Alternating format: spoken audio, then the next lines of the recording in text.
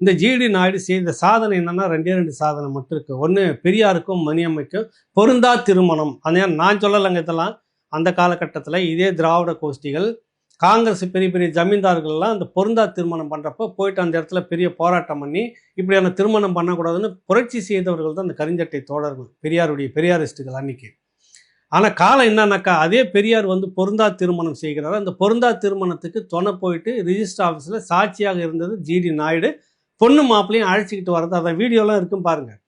அந்த அம்மா கிட்ட ஏதோ சொல்றாரு, இது வெக்கப்பட்டுட்டு அப்படியே பின்னுக்கு போது இழுத்து வந்து ஒன்னா நிற்க வச்சுட்டு அனுப்புறாரு.